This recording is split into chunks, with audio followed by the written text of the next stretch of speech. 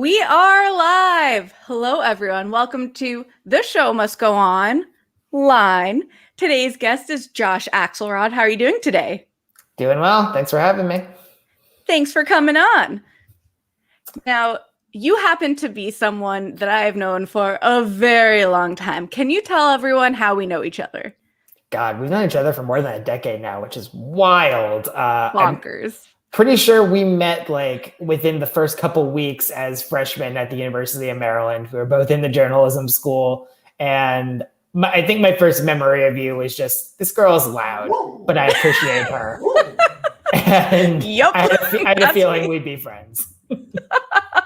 She's loud and I appreciate her. Yep, that sounds like show. Everyone can be on brand at all times. It's all good.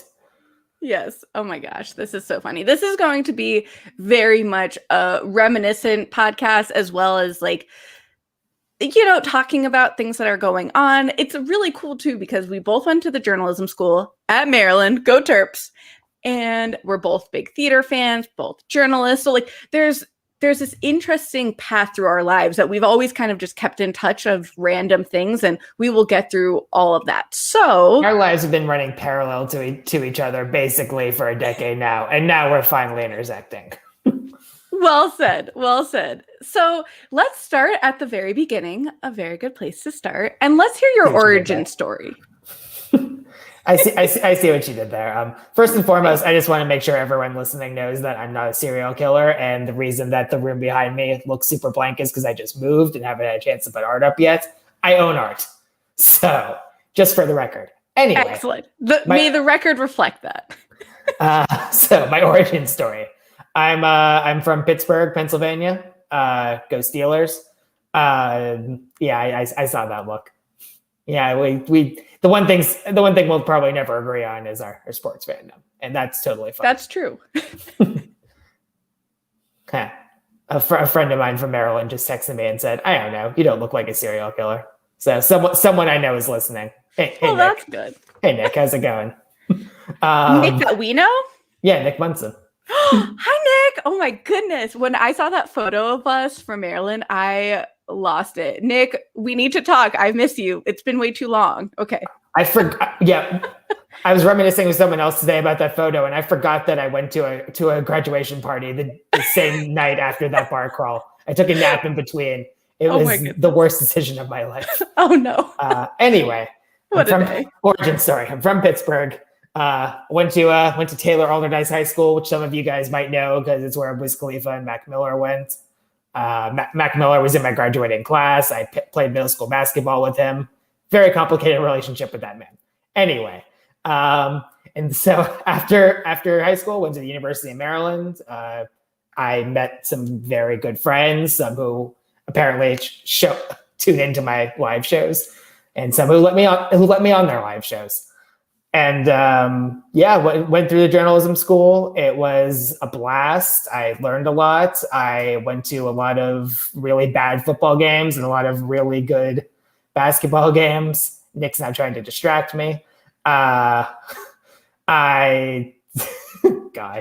Nick, join the YouTube chat, unless if it's inappropriate, but I want to see these comments too.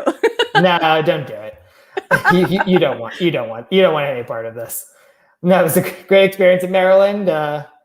Stuck around the D.C. area afterward. I got a couple jobs in journalism around the area. Then I guess circa 2016, I wound up taking a brief break from journalism. Went to grad school at George Washington University. Got my degree in media and strategic communication. And then I realized, I actually miss journalism. So like a fool, I went back, and now I'm at the Pittsburgh Post-Gazette, where I should also mention both of my parents used to work at the Post-Gazette at certain points. My dad was in sports for, I think, 37 years before he retired, and my mom just semi-retired. She'd be mad at me if I said retired. Semi-retired last summer and she hit 40 years at the Post-Gazette. And she was in features. And it's funny because I started as a sports writer at the Post-Gazette, and now I am in features. So things have really come full circle for my origin story. Wow, I love that so much. And I met your mom at the Broadway All con last year. right. Yeah, my That mom, was my mom is the biggest theater nerd in the world. You two would be best friends. We should talk. That would be great. Honestly, you should. She's bored. Okay. Okay, well, this is clearly new friendship is blooming. And speaking of Bloom, Rachel Bloom, wow, that was perfect. What a pro. What a professional segue from the master. Thank you. Thank you. So we can go back to your origin story and that stuff in a moment, but you and my friend Julia were the two for ages that were like, you need to watch Crazy Ex-Girlfriend. And it was just like, I don't know why I didn't. I don't know why it took me so long. And then I watched it and I was like, oh, I get it now. It's the perfect television show for anyone who appreciates theater. Like, one of my hottest TV takes is I think Crazy Ex-Girlfriend should be in the same conversations as Mad Men and Breaking Bad and The Wire as one of the best shows of the last 2 decades of TV. And I say that only because it's not necessarily as compelling as those shows, but I think what Rachel Bloom pulled off was way harder. Just she had to pull off 3 original songs an episode for 4 seasons. Let's see Don Draper do that. Right? It's truly crazy. I was watching a lot of the videos today. It's just kind of to get into the zone because who doesn't love to? Yeah, it's so good. And when I think about her and Adam Schlesinger, which it's just it's so sad for anyone who doesn't know, passed away from COVID, right at towards the beginning of the pandemic. And it was either the night she gave birth or right around those few days. And it was just so heartbreaking. I mean, obviously every death from COVID-19 is one death too many. His death was probably the first high profile one from COVID-19 that really hit me the hardest. Yeah. And man, I'm going to be honest, I didn't even realize he was the lead singer of Fountains of Wayne too. So right, I learned a lot about him that night. And I was like, wait, we lost Stacy's mom and all of these awesome Crazy Ex-Girlfriend songs and everything else he would have done. And his family lost a very talented and by all accounts, lovely man.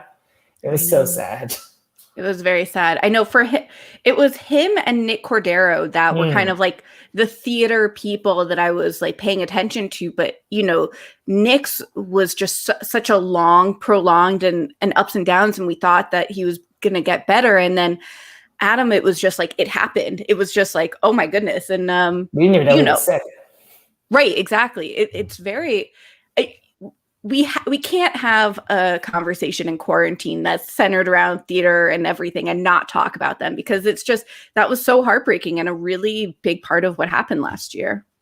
It was one of those things along with the NBA shutting down and just certain other giant shifts in how life works that really brought home how real the whole thing is. And it's sad that it takes massive tragedies like that to make it real for some people. And I mean, I'll say I was probably guilty of needing something like that to really get into the new normal mindset. But right. I hope all of their families are doing well. That's all I have to say. Yeah. Yeah. Sending a lot of love and light to all of them. And it was interesting reading their obituaries because at journalism school, that was something that freshman year we had to learn. And I remember as we were learning it, I do not want to write an obit. And we had to write our own obituaries, if I remember correctly, at one point. That sounds about right. And it's horrifying. I would never want to do that again. Nope. And but it also goes to show how important they are because like you said, it shows the world, especially if they're a high profile person, this is what they've done, this is how you know them from, and they leave behind these people. And it is a beautiful tribute that I don't think people realize it's a skill and it's a sad skill in some ways, but it's also such a beautiful way to leave a legacy. It's a skill that every journalist should have in their back pocket. I wasn't expecting to write obituaries when I came to the Post-Gazette. But even when I was in sports, I wound up writing a couple. There was Bobby Del Greco, a Pirates player in the 50s and 60s who died, and I wound up writing his obituary. Then when COVID happened, I was put on a team that was specifically looking for just individual stories of folks who died of COVID-19 in the area. And I told a story. I wound up writing the obituary for, I think, like she might have been 109 years old when she died. Wow. And I mean, what a life she had. And just recently, within the last couple months, I wrote the obituary for Joanne Rogers, Fred Rogers' wife, who passed away recently. And talk about a whole city having something to say about an amazing person who was known more for being a more famous person's wife, but also in her own right, just had an amazing life as like a famed musician and a teacher and a philanthropist and someone who just embodied the ideals of Mr. Rogers. And there were remembrances coming in from all over the place. And I was the central hub of information, just updating the story every 5 seconds. It's one of the wildest nights of my journalism career, but I'm glad in a very morbid way, I'm glad I got my name on that article because I can say I was able to be one of the last people to tell her story. And also Yo-Yo Ma tweeted my obit out, which was a very surreal moment as a fledgling features writer at the Post-Gazette. That's pretty incredible, I have to say. I've had some super weird ones. Mark Ruffalo retweeted me the other day. More. You just froze. What did you say? Okay, I'm going to use this opportunity to say our internet has just been a little wonky the last few days. If it does pause, like it should come back in a few minutes, hang tight. This is hosted on StreamYard, and StreamYard will keep going regardless of the fact if mine freezes. Just as like a good blanket statement. I'll vamp if you freeze, don't worry. Yes, thank you. I was saying, tell us more about this Mark Ruffalo tweet. Oh yeah, so all roads lead back to Pittsburgh. Like, I just know that if there's something going on in the entertainment industry, somehow it relates back to this weird city. It's usually somebody from Carnegie Mellon because 90% of Broadway went to Carnegie Mellon, and that's the same with Hollywood now. But like, just chances are there's going to be something that relates back. And in this case, it was a documentary done by a local, I think they call themselves an independent newsroom. I don't want to get that wrong. They're called the Public Herald. It's these two very talented documentary filmmakers. And they worked on a doc about I think it's Grant Township, Pennsylvania, and their fights to stop a giant company from putting an injection well that would have been pretty detrimental to their drinking water supply in their backyard. And Mark Ruffalo executive produced and narrated it. And honestly, it was like a week after my article dropped and I had tweeted it out. I just looked at my Twitter timeline and I was like, oh, this is why this article is now going crazy, because the Hulk retweeted me. It's a pretty surreal day. And now I can say I've had an Avenger retweet me. So that's pretty dope. That's cool. You've had that from the Hulk, and I interviewed Ant-Man. Look at us go. Look at us. Who would have thought? Who would have thunk? If Olive Reeds could see us now. I was going to say, happy birthday, Paul Rudd. Yeah. Oh my gosh, I know. Speaking of Mark Ruffalo, I saw he tweeted a photo of Paul Rudd for his birthday with the Infinity Stones. That was pretty cool. Because Paul Rudd doesn't age, and he doesn't need the stones to stay young forever. That's true. And, this is a quick story because I'll share one and then I want to hear from you. There are some people that when you interview, and you've interviewed some high profile people too, like you would be surprised at how lovely they are. A lot of people ask me, what was this person like? And what was that? And like Rachel Bloom. Like Rachel Bloom. And I remember I sent you a photo of like the camera when I was interviewing her because I was like, oh, you'll appreciate this. Like she was so lovely, so bubbly, exactly what you'd want. And same with Paul Rudd. He was just like so lovely, gave me a 6-minute interview when that is not very common. If you're at a gala event and everyone's kind of interviewing, you maybe get like 2, maybe 3 questions. He completely just like spoke the whole time. And we had like a little Ant-Man and the Hulk bowling joke that, you can listen to on B-Way Show, the podcast. Nice plug. Thank you. Do you have any fun stories like that? Cool celebrity stories. Well, the ones that come to mind immediately are, again, Pittsburgh's slowly growing list of Carnegie Mellon grads that you can see on just about any streaming service these days. It was kind of a test of how much power I guess I had as a Post-Gazette features writer. And I should say I focus on mostly movies and TV and local media. We have our own theater writer, Tyler Daig, who is very talented and doesn't need my help at all. So shout out to him. Read his work. He's very good. But this does relate back to theater because, I was watching this new HBO show last fall called Industry. And it's wonderful. It's about a bunch of young people trying to make it in the British financial world. And it's honestly the horniest show I've ever watched. So if you're into HBO sex scenes, you'll be more than taken care of. But the main character, as I learned, my Hala Harold, she went to Carnegie Mellon. And so I took to the Warner Brothers PR site, and lo and behold, it didn't take long for me to get her on a Zoom call. It turns out that I don't need much of a Pittsburgh connection to have someone be willing to talk to me. And she was lovely. She was like this 24-year-old who's starring on her first show.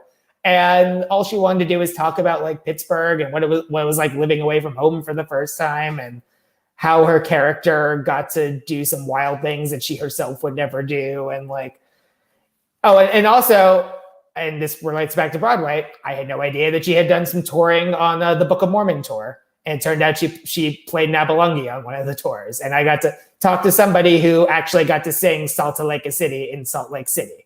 So check that one off the bucket list. And that's a good example that comes to mind. Another one, I talked to Victoria Pedretti. She's both in two Netflix shows, The Haunting of Hill House and Bly Manor, and also she was Love in season 2 of You. And she was, again, super cool. What I found out is everyone who went to CMU is just jazzed to talk about Pittsburgh because no one ever asks them about that.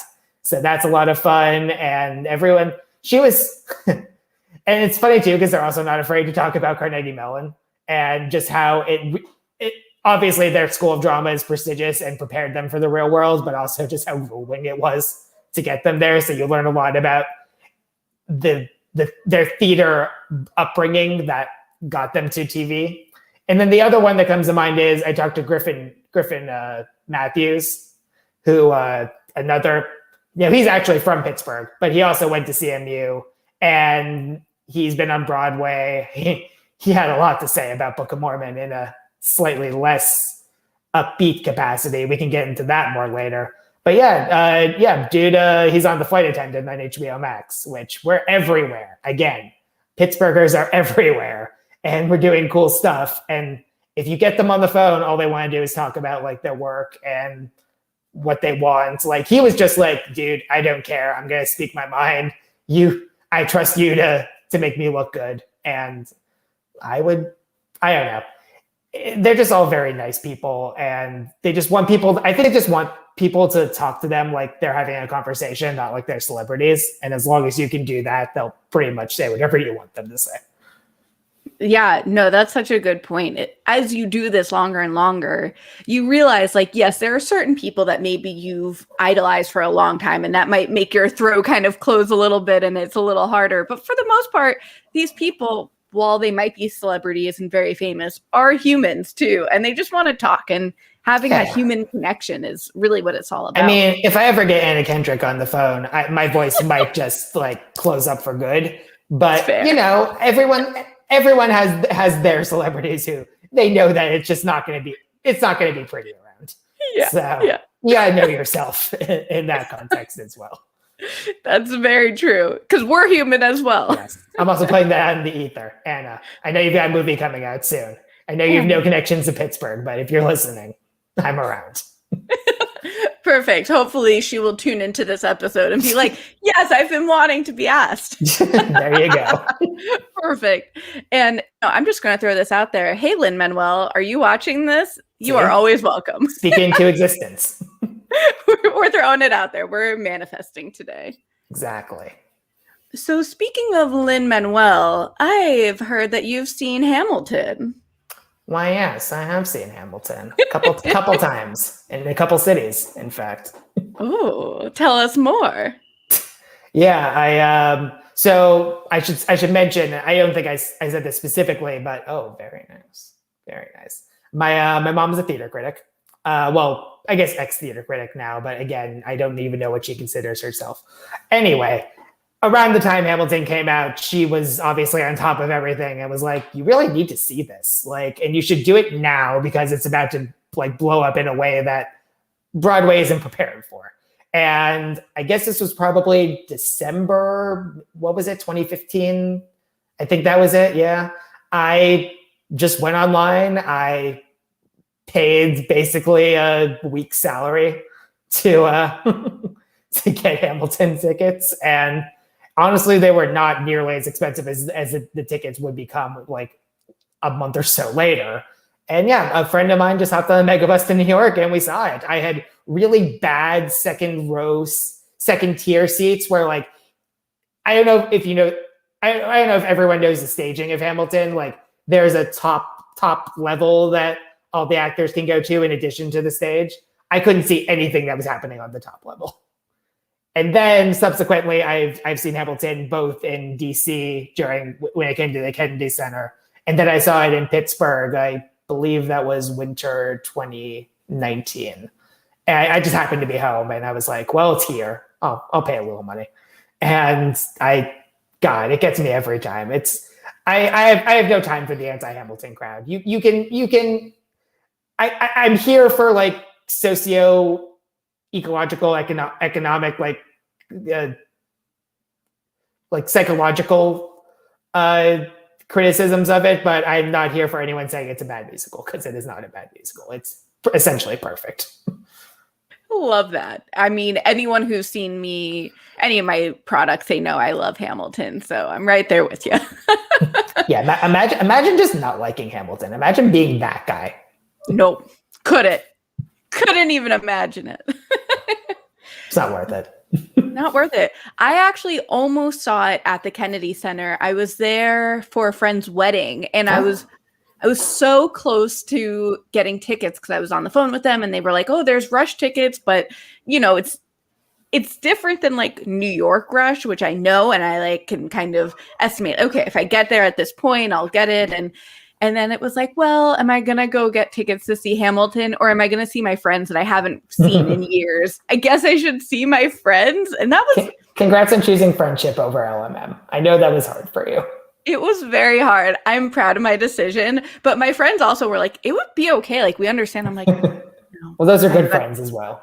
They are, yeah. And I think that's what made it even better was that like this was a mutually beneficial decision and no one made the other one feel bad if we had gone a different way. Nice. But yes. Actually, the first time I went to Maryland 4 years. I lived there. I worked at Comcast Sportsnet and lived in Bethesda for 2 years. The first time I actually saw a show at the Kennedy Center was the Who's Tommy like 2 years ago. Wow. I don't know how you went that long considering you being you. There was like this weird gap in my Maryland years that like I saw some theater. I saw like when Rent was, did you see Rent when it was at Maryland?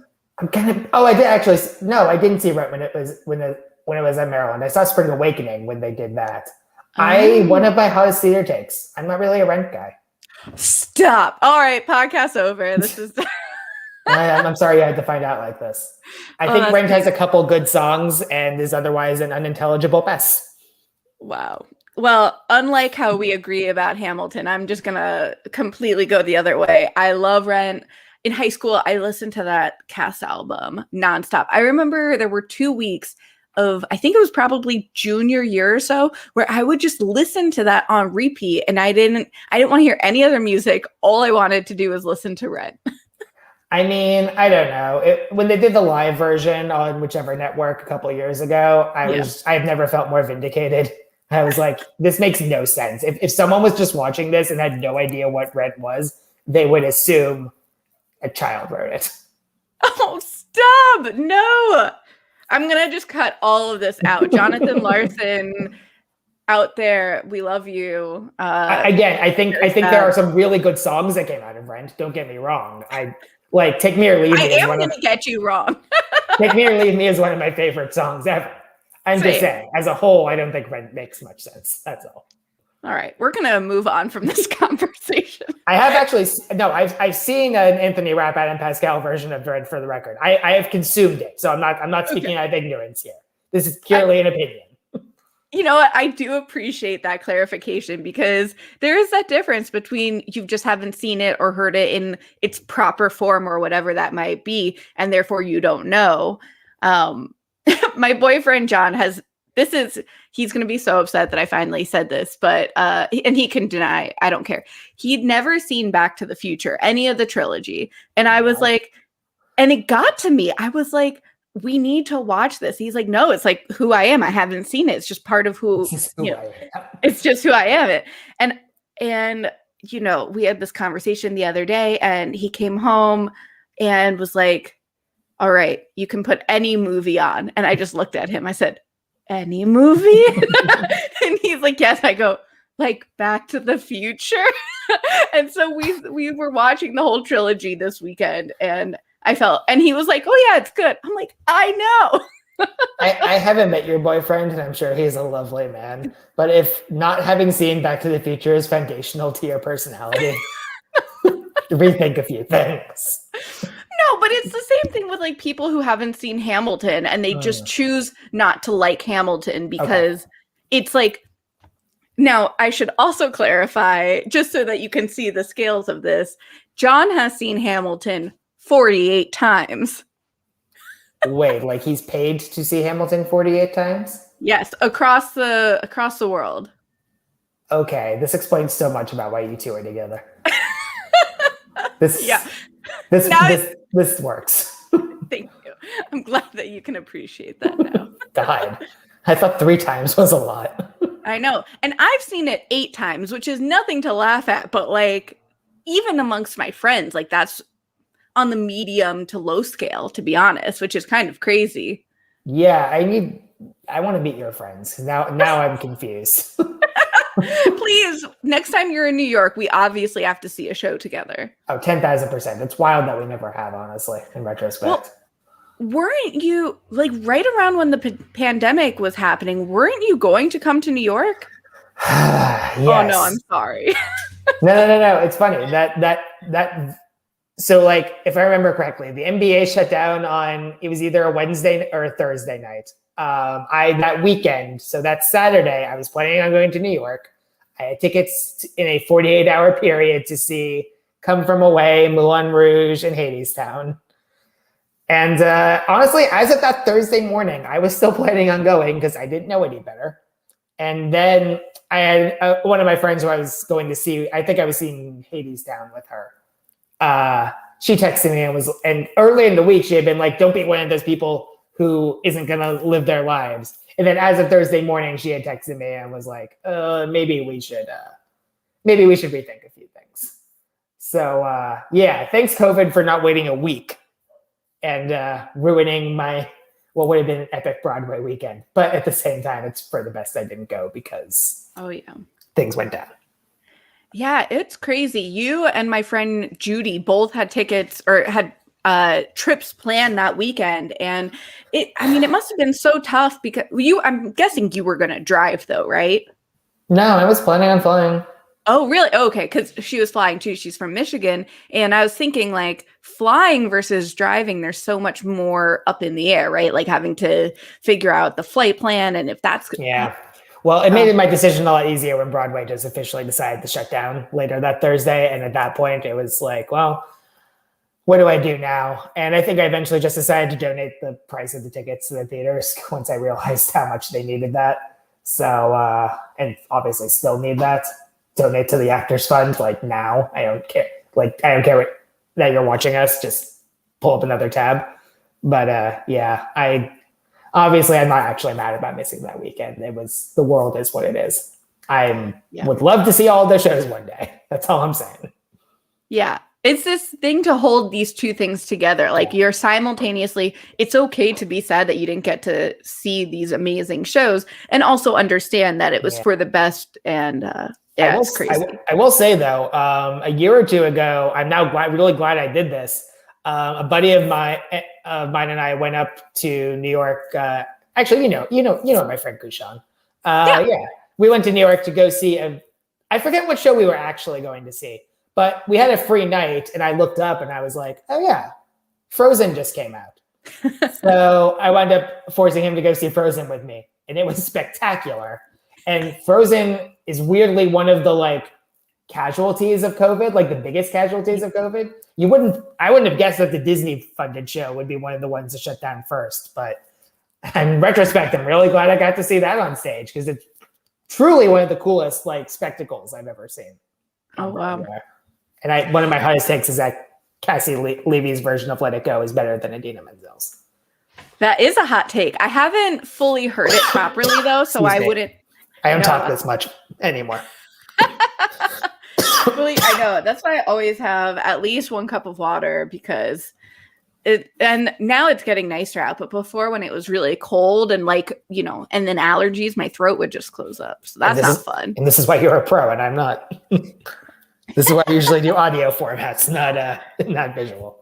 That's true. That's fair. Yeah, it's a unique thing. So, okay, let's talk a little bit about this audio format and also the fact that I mentioned that I was listening to Crazy Ex-Girlfriend, but I was also listening to the podcast that you've been on and some good hot takes with WandaVision and Star Wars on the Donut podcast. What's it? It's the Donut Bag podcast. This guy Joey Bag of Donuts. He's a troublemaker in the Pittsburgh Twitter scene. No, he's a good guy, and I appreciate him. He invited me. Basically, he saw me and another one of my Pittsburgh Twitter friends, Chris Carter. He does some work for DK Sports and WPXI. He saw us arguing over Star Wars on Twitter once. I was right, for the record. And then he invited us both on to talk about our Star Wars and Marvel takes, and just kind of snowballed into a series, basically, where we talked about WandaVision a few times, and I tried to convince them both that they don't understand how to watch TV properly, apparently, and everyone's still friends. That's all you need to know. That's really what's important, because I appreciated on these conversations that they felt very one way about how the WandaVision finale went, and you felt the other way, and you just straight up told your opinion. And that can be tough, especially on someone else's podcast. I thought you did a great job. Thank you. When I know in my heart I'm right and they're wrong, it's super easy to say what I feel. Trust me. And I feel that way most of the time. Excellent. I love that energy. So there's about to be some spoilers. So anyone who's watching in the future or whenever, if you haven't seen WandaVision, the full series, take a pause and then we'll say come back, because this is I love WandaVision. I thought it was one of the best shows to come out. I was grateful that it came out now when we kind of needed that plug, something to fan a spark into a flame, if you will. I see what you did there. Yes. So tell us your thoughts. What do you think of the whole series and MCU and how the finale hit you? I think this is a fun conversation to have halfway through Falcon and the Winter Soldier too, which I think is a very acceptable Marvel product, and unless it takes a massive leap in quality, isn't going to touch WandaVision. I loved WandaVision. I, like most people, went into it not really caring about either Wanda or Vision as characters. I appreciated Paul Bettany and Elizabeth Olsen, and I was excited to see them get to really spread their wings and take the roles in different directions. And honestly, the series just delivered in ways I would have never expected. I love the sitcom parodies. They were really smart and just got things right down to a level that only Disney and Marvel could afford to recreate. I thought the storytelling was weirdly emotional. I didn't really care about what was going on in either of their minds, but I was like, oh, there's a lot of grief and pain going on with Wanda, and Vision literally doesn't know who he is. These are fascinating things to explore. And then you add in Catherine Hahn just stealing every scene she's in as Agatha, who also had the best theme song in the history of TV theme songs all to herself, which I believe that was written by the oh my god, I always forget the Lopez's, right? Yep, and it ties in together with what we were saying with Book of Mormon, Avenue Q, Frozen. I mean, they are just like epic writers. They know what they're doing, and again, Disney's got them on speed dial, which was smart. No, WandaVision was great. I mean, it wasn't perfect. And I think the finale, it didn't quite pack the punch I wanted it to, but it was still better than I think most people gave it credit for. I think the reason some people bristled at WandaVision was they were watching it as a Marvel product before watching it as a TV show. And I can see why people who wanted the X-Men or whatever they expected Marvel to roll out next were disappointed, because WandaVision instead decided to just be a good TV show as opposed to a bridge between movies or whatever. So if you're a hardcore MCU fanboy, sure, I would tell you to get a life in that case. But also, I've watched every Marvel product, so I can't talk. But no, WandaVision was great. I really appreciate it. I honestly, I think there's enough meat on the bone for a season 2. I wouldn't be mad if they rolled out a season 2, even in a couple years. Give it some time to gestate. But yeah, I'm a Marvel guy. I think, but honestly, they've never done anything bad. Even Thor: The Dark World and Iron Man 2 that are subpar, but I wouldn't call them bad. So Marvel's floor is super, super high, and so is their ceiling. And I think honestly, if you put WandaVision as a whole, I would say it's a top 5 thing Marvel's ever put out. So that's where I'm at with it. I love it. Yeah. WandaVision really, really, it was cool to see my friends that aren't Marvel fans or superhero fans at all start to get sucked in and be like, wait, I actually love this. And then went on to watch all of the MCU because they were like, well, now I need to know more about Wanda and Vision. I'm like, it was such a marketing trick. Truly. Marvel somehow made Age of Ultron seem good in retrospect. I don't know how they managed that. And honestly, they're doing it again with a little bit of the Sokovia stuff in Falcon and the Winter Soldier, which again, I know I just said something neat about Falcon and the Winter Soldier. I think it's a very interesting show, and I love the ideas they're playing with. I just think WandaVision set the bar so high. I don't see Falcon, and I hate saying that name out loud too because it's so long. I don't see that show being better than WandaVision. Honestly, I don't see Loki being better than WandaVision. Marvel needs to prove to me that they can top that one. That was a strong one right out of the gate. But also, also they own my soul, and I will be watching every Disney Plus Marvel and Star Wars show that they come out with. So it is what absolutely it is. Everything. Yeah. No, I'm very excited about Loki. I just saw the trailer yesterday, and I'm like, ooh, I love this. And Tom Hiddleston's just amazing, and someone who was on Broadway very recently and just seemed like a normal human, which is kind of crazy, but great to hear. No, honestly, it's just fun when you see certain actors out there and you're like, oh yeah, that dude was just on Broadway 5 seconds ago, and now he's in a Marvel show or something. It's wild. Yeah. Well, there was someone who was in Marvel who's not Tom Hiddleston, who was in a Spider-Man movie. I saw his Spider-Man movie, and then I interviewed him on the red carpet. Do you know who I'm talking about? He's very famous. You're not talking Tom Holland, are you? Oh my gosh, no, but I wish. But same movie. What? No, you would know. Oh my gosh. Okay, I'm adding that to the list. If you are out there, I would love to talk again. Speak it so I can also speak another person who's in that movie, Zendaya, into existence. Okay. Also, yeah. Can we just have we'll have this whole Spider-Man as if I wasn't excited enough for Space Jam 2, then they cast her as Lola Bunny. What more does a person need? I know. I genuinely don't know who you're talking about, so please enlighten me. Jake Gyllenhaal. Wait, what? Yeah. So obviously you know that he was in Spider-Man, and he was in God, you're impressive. Thank you. Gosh, this is a great interview. He was doing a show. It was 2 monologues in a play.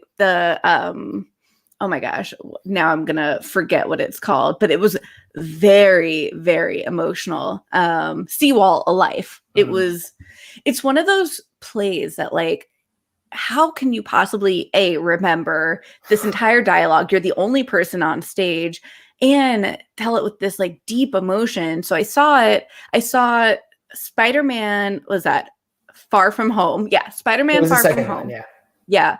And then the next day saw his play. And then the day after that interviewed him on the opening night. It was bonkers. Gyllenhaal Palooza.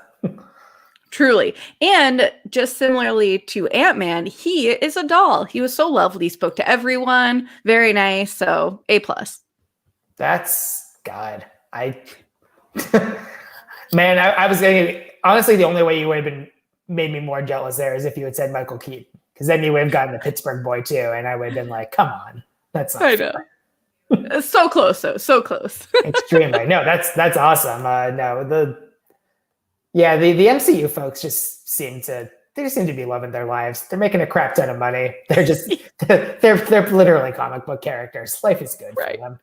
Life is so good. Yeah, it's and I didn't get to see Spider-Man Turn Off the Dark when it was on Broadway. I think, did you? Tell us. I saw that. Tell us more. Again, this is the being a child of a theater critic. My mom was like, "Nope, we're seeing this." It was what are we allowed to do swearing wise on this show?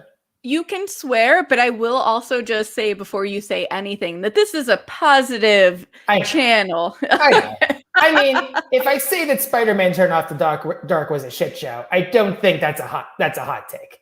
That's all I wanted to get out there. No, I mean, what did you like about it? No, it was really fun. It was nothing if not a fascinating experiment in what Broadway thinks it can accomplish, at least. I mean, if they were going to get anyone to do it, Julie Taymor was the person. The talent was all in place. It had some really fascinating special effects, like when all of the villains were eventually introduced in all of their animalistic glory, I guess.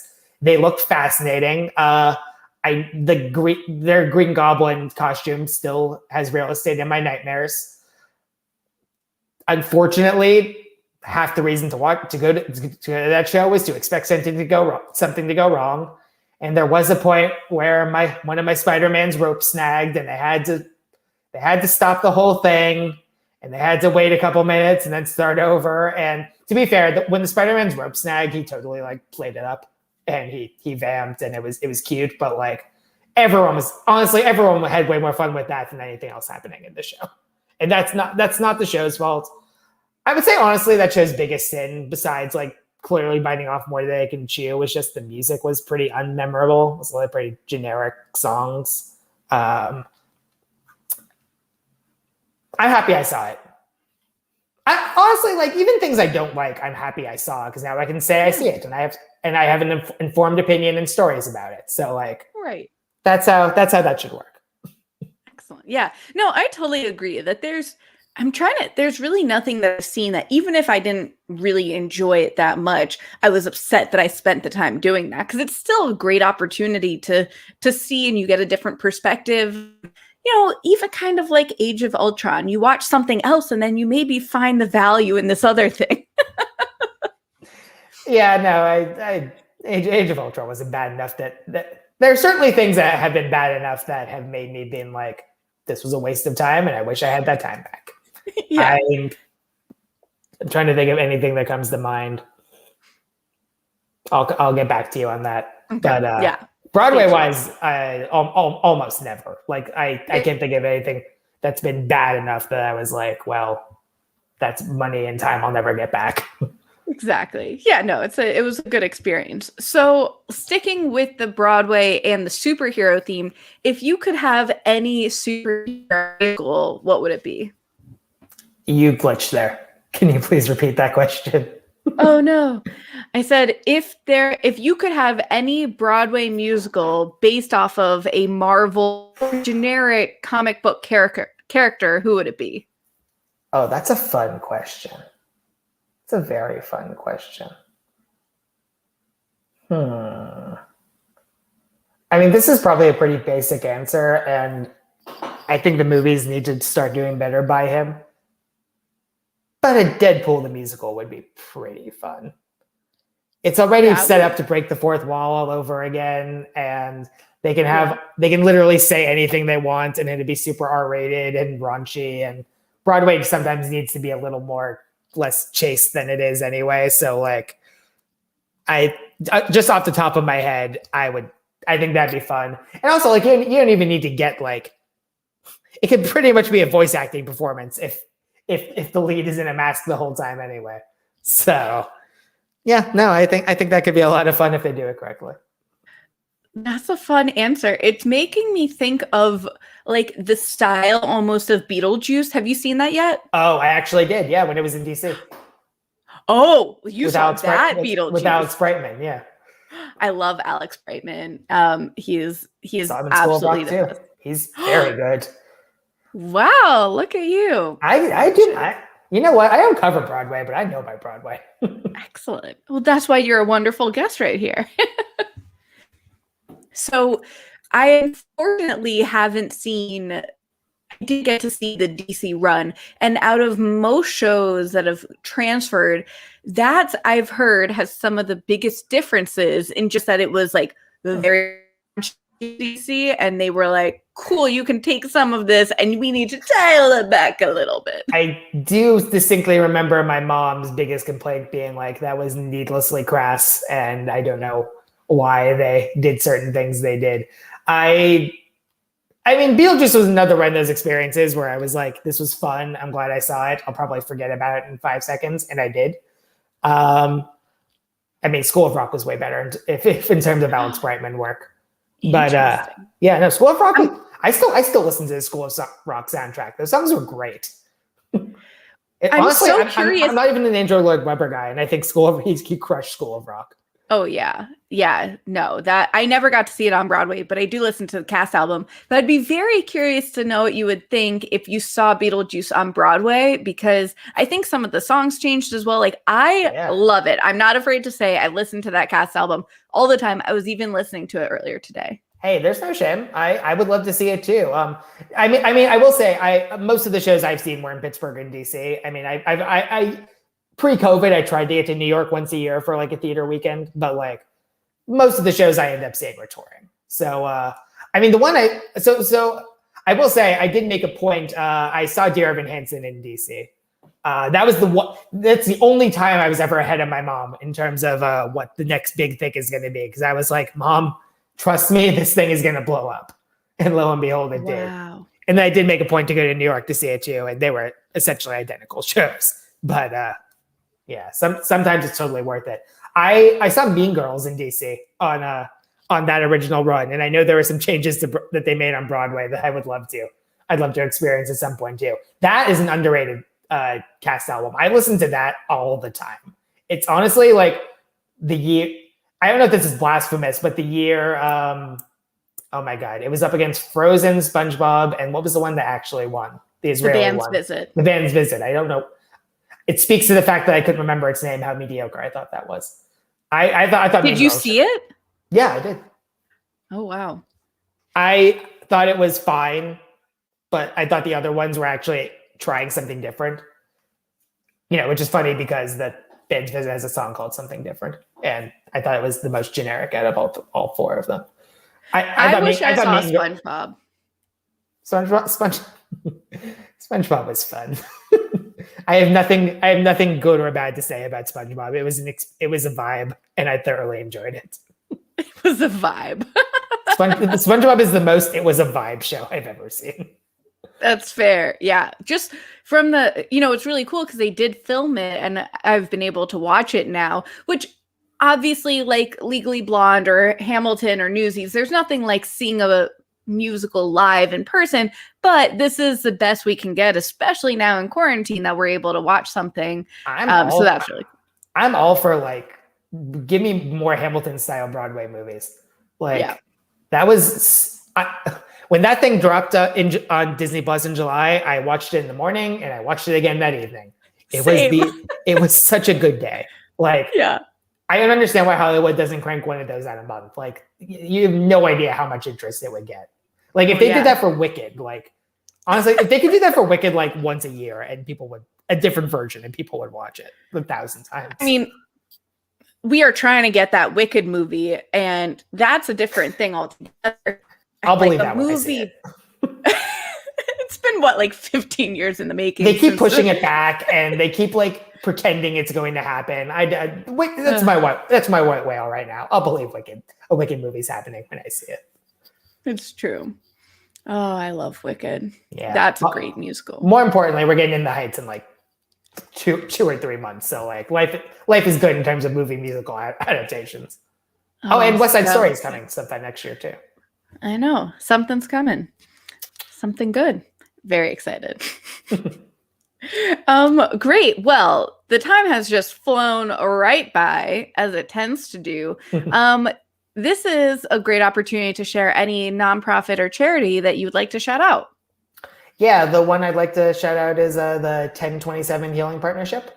It was born out of the very sad, unfortunate anti-Semitic mass shooting at the Tree of Life Synagogue in Pittsburgh. I believe it was originally formed to help heal the community and help with any lingering trauma that everyone had, regardless of whether they were actually in Tree of Life or not, because I can tell you Pittsburgh is not over that. And now it just exists, I think, as a general community healing organization. And it's one of the honestly coolest versions of that we have in Pittsburgh. And I would highly recommend donating to that. Wow. Yeah. Thank you for sharing that. It's, I remember, of course I remember when that happened, but I remember I messaged you and I was like, are you okay? Is your family okay? That was really scary. I have never gotten more messages than that day. And I was in DC and I've never felt more helpless in my life than that day.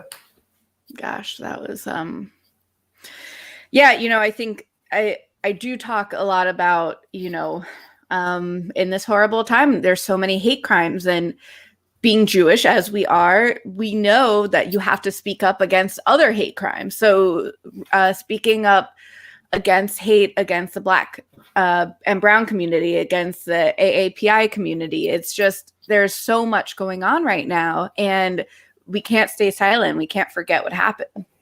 Nope. I mean, I just saw, there were 2 videos that just came out last week of a guy with a knife slashing an Orthodox Jewish family, and the guy in front of the bank pushing down that older Asian woman, and the people at the bank just closing the door on her. It's ridiculous. Awful. We shouldn't need the visual evidence to feel empathy for those people. And it's also, we can't stop talking about it, because if we do, then we'll just move on to something else. So everyone just be good. Just be good.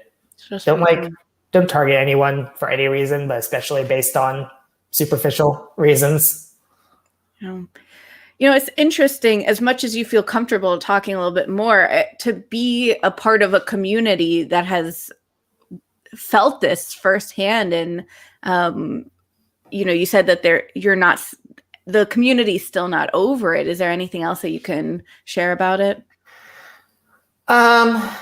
Pittsburgh is it's a proud place.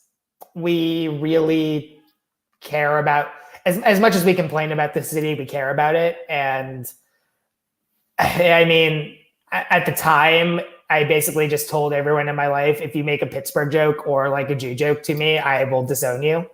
And I think I actually wrote an editorial at the time saying something to that effect. I just don't have time for that anymore. And basically, like, it seemed to me that the purpose of that attack by I'm not saying his name, never mind, by that guy, was to scare both Pittsburghers and Jews into hiding. And sorry, buddy, but all you did was make me more steadfast in both my Pittsburgh pride and my Jewish faith.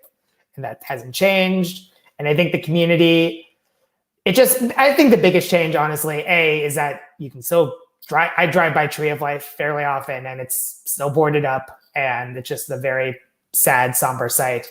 But I think the biggest thing also is that you just can't talk about the Pittsburgh Jewish community without talking about Tree of Life anymore. Like, I'm working on a story right now. one of our local organizations, Film Pittsburgh, is getting ready to do its Jewish Film Festival, and they've got a really cool lineup of movies coming in from Jewish directors from around the world. I just interviewed someone in Canada the other day, but unfortunately, you can't talk about a Jewish Film Festival in Pittsburgh without asking, "Was this on your mind?" And lo and behold, it was on everyone's mind all the time.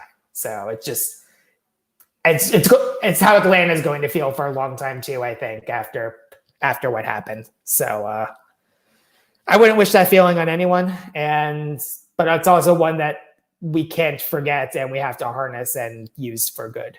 That's where Pittsburgh's at these days, trying to harness that feeling and use it for good. Beautifully said. Thank you for sharing. Anytime. So I want to take a big directional change, stay on Pittsburgh and talk about something that's very positive, which is the beloved mascot of Gritty. Wrong city. Is it really? That's Philly. I just did the logging off. See you guys later. It was fun. No. I don't know. Oh my God. Wow, I just did that. I've been a theater reporter for so long. I've just, all the sports things have come Next she's going to ask me, oh, I have a friend in Philly. Do you know her? 6 hours away. Oh my God. Wow, I can't believe that just happened. That's funny. Woo. I'm glad you find it funny. I do, because it just hit me. I was like, oh, Gritty. Do you have any feelings on Gritty? Yeah, Gritty sucks. Anyone who likes Gritty is an idiot. Gritty isn't actually like one of the biggest sporting monstrosities on earth. No, and Flyers fans are idiots for embracing him. Oh my God, this is great. Go Penguins. Go Rangers. That's fine. I have nothing bad to say about the Rangers. They've sucked for so long that I can't say anything nasty about them. That's fair. Gosh, I finally got to see a Rangers game in person at the Garden. That was amazing. But when I worked at Comcast Sportsnet, I got to photograph a Rangers Caps game, and I was like, I am living. Hell yeah. No, that's awesome. That's like me when I was working at sports, and I got to interview Juju Smith-Schuster last year, which was like, cross it off the bucket list. That's my large adult son. Oh my goodness. Wow. I'm glad I've switched to theater, because that was just a faux puck, if you will. I didn't know if you were screwing with me or not. I thought you were trying to get under my skin, and you succeeded. Good job. Oh my God. Oh, I'm turning red. This is amazing. Oh my gosh. So funny. Wow. I'm trying to think. What do I even I'm not helping you dig yourself out of this hole. This is all you. So Maryland. There we go. We have that in common. Go Terps. They tried real hard in the tournament this year. Didn't quite work out, but they did their best.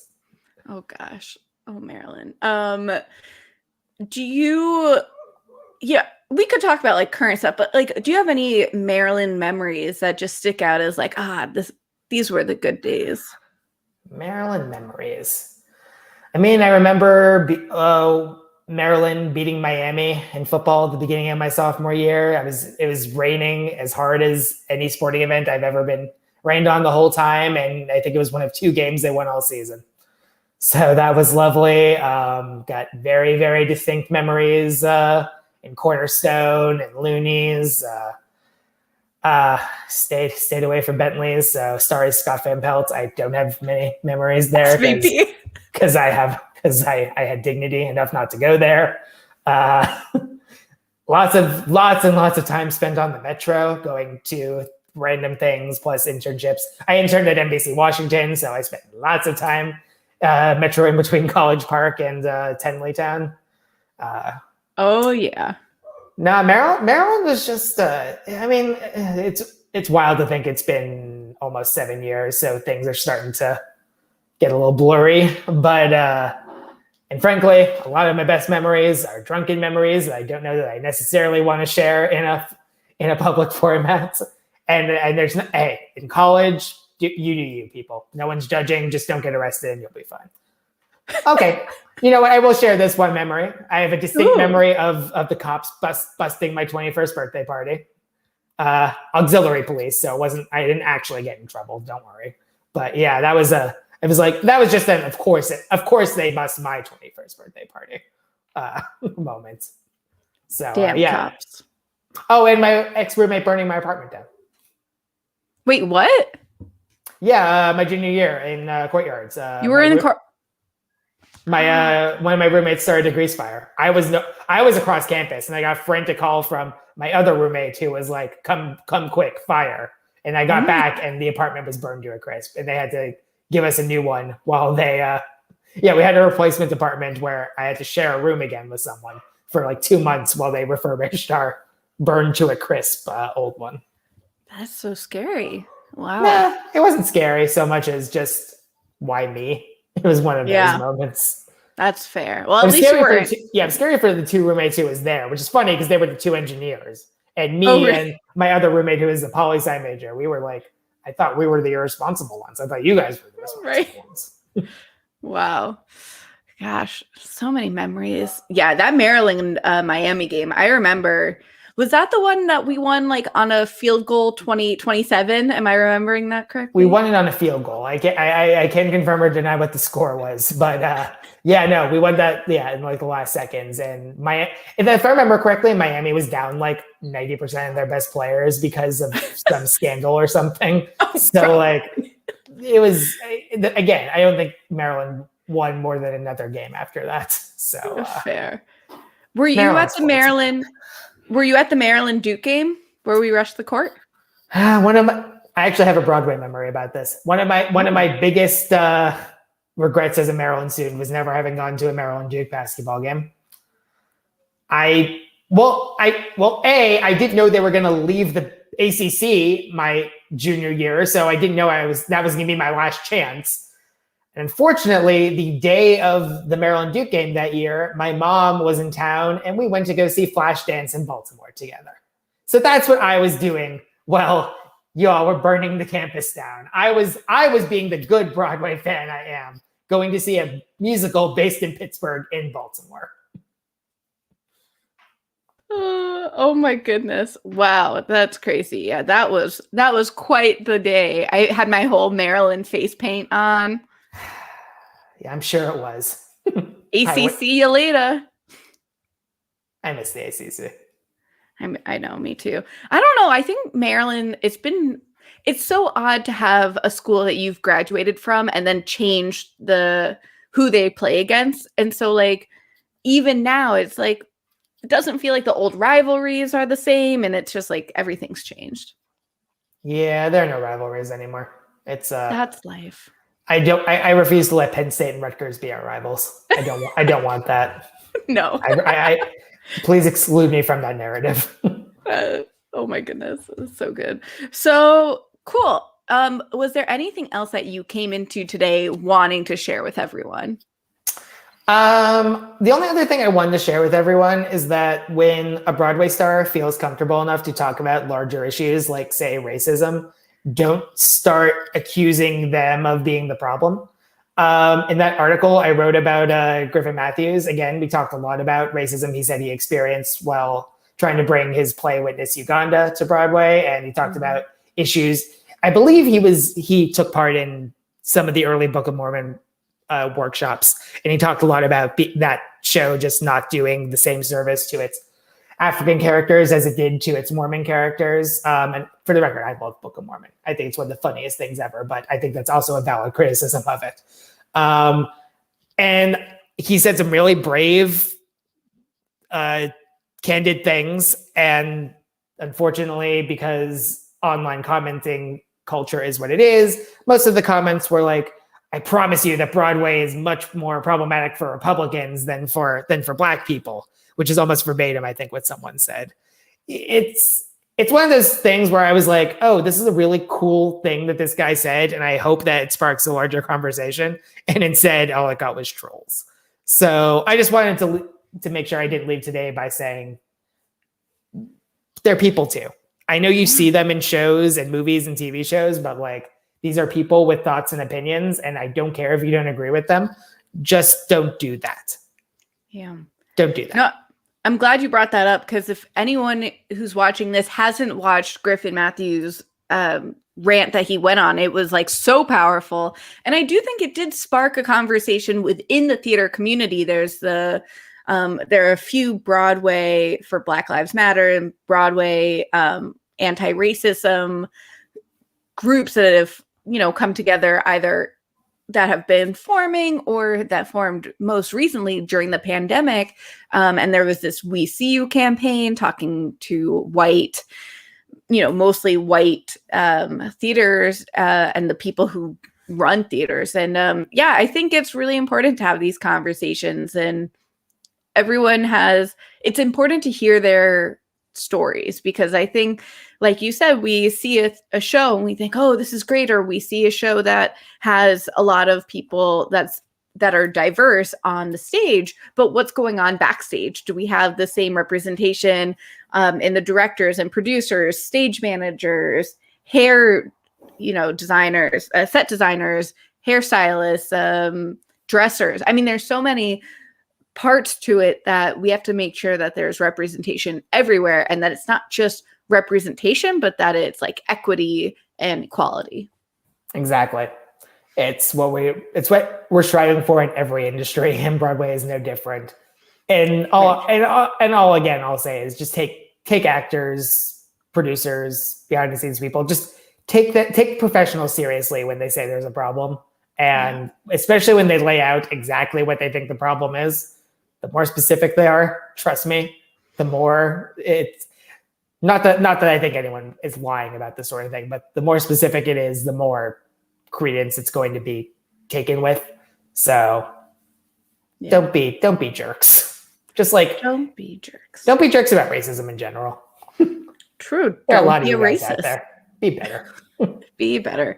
And one other thing I wanted to make sure to talk about, Jerad Bortz, this article that you wrote that I was reading today, and it's really strong. Can you talk about that?